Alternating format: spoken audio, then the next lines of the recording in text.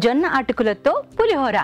మరి దానికి కావాల్సిన పదార్థాలు ఏంటో చూద్దామా? జొన్న అటుకుల పులిహోర కావాల్సిన పదార్థాలు: జొన్న అటుకులు 1 కప్పు, పోపు దినుసులు 1 టీ స్పూన్, ఎండుమిరపకాయలు 2, తరిగిన పచ్చిమిరపకాయలు 2, కరివేపాకు 2 రెమ్మలు, ఉప్పు తగినంత, పసుపు చిటికెడు, ఇంగువ చిటికెడు, నూనె 3 టేబుల్ స్పూన్లు, నిమ్మరసం 1 టీ స్పూన్, నువ్వుల పొడి 2 టేబుల్ స్పూన్లు. జొన్న అటుకుల పులిహోరకి కావాల్సిన పదార్థాలు అన్నీ రెడీగా ఉన్నాయండి.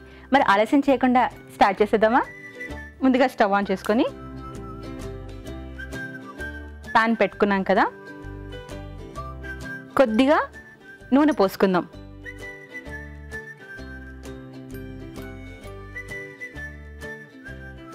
ఆ తర్వాత ఎండుమిరపకాయలు వేసుకుందాం.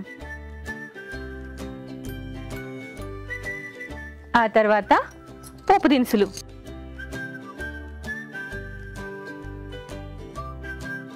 ఆ తర్వాత తరిగి పెట్టుకున్న పచ్చిమిరపకాయలు,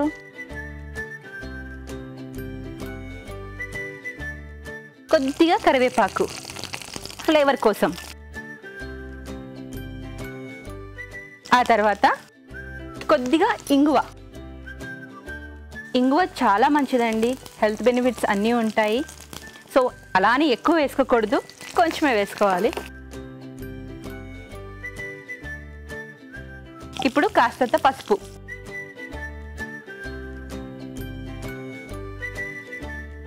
ఇప్పుడు ఇంగువ వేసుకున్నాము, పసుపు వేసుకున్నాం కదా. ఇప్పుడు నెక్స్ట్ ఇవి మాడకుండా మనం సిమ్లో పెట్టుకోవడం చూసుకోవడం మంచిదండి. ఆ తర్వాత మనం సాల్ట్ వేసుకోవాలి, టేస్ట్ కోసం, మరి ఎక్కువ కాదు. సో ఇప్పుడు ఈ జొన్న అటుకులు చాలా సాఫ్ట్గా ఉంటాయండి. వీటిని మనం కొద్దిగా వేసుకొని పైన జస్ట్ వాటర్ స్ప్రింకిల్ చేయాలన్నమాట. ఎందుకంటే అవి చాలా సాఫ్ట్గా ఉంటాయి.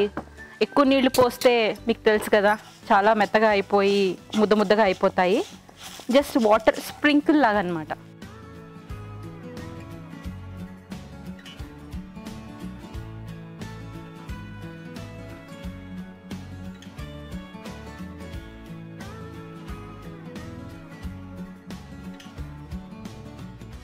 ఇప్పుడు 1 సెకండ్ తర్వాత మనం దీంట్లో నువ్వుల పొడి వేసుకోవాలి.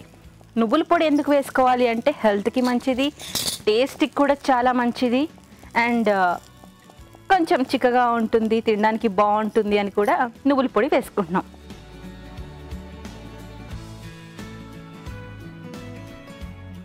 ఇది ఆల్మోస్ట్ అయిపోయిందండి. దీంట్లో కొంచెం నిమ్మరసం పిండుకుందాం.